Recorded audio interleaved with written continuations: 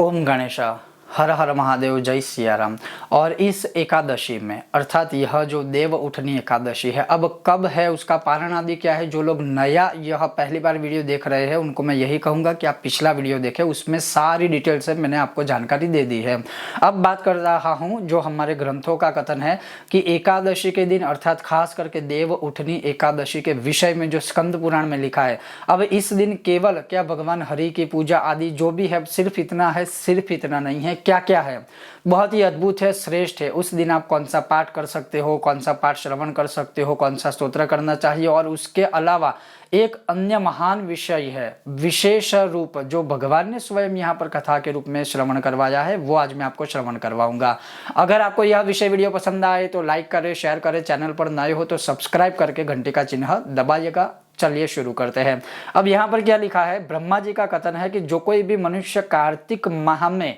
और उसमें भी खास करके यह जो एकादशी है उस दिन खास करके है, इस एकादशी में कोई भी मनुष्य जब पुरुष सूक्त के मंत्रों के द्वारा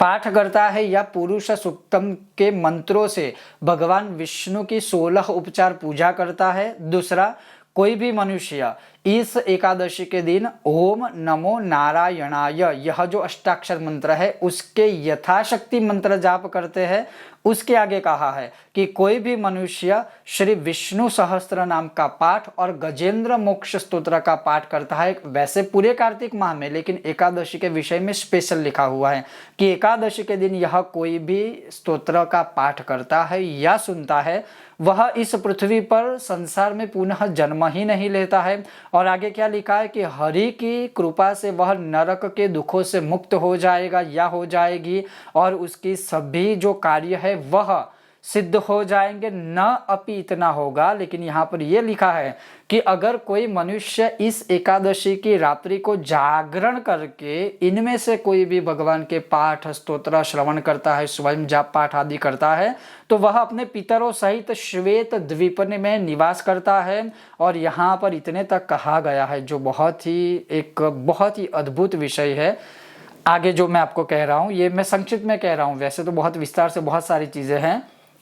कि जो कोई भी बुद्धिमान मनुष्य, यहाँ पर क्या शब्द लिखा है कि जो कोई भी बुद्धिमान मनुष्य इस परम महान पुण्यमयी मानी गई हुई और जो स्थित एकादशी है, उस एकादशी के दिन माता पिता का कोई भी मनुष्य पूजन अपनी स्त्री अर्थात अपनी पत्नी के साथ करता है, वह पूजन करता है और भगवान विष्णु को नमस्कार करता है, और बाद में भगवान विष्णु को कोई भी मीठी चीज का भोग लगाकर उसका प्रसाद के स्वरूप में जो कोई भी भक्षण करता है, जो इस प्रकार से यह व्रत करता है, वह उत्तम सुखों का उपभोग करके अंत में मोक्ष पद को प्राप्त करता है। ऐसा यहाँ पर स्कंद पुराण में लिखा है। मतलब ये भी आप देखिए कि इन महान एकादशी पर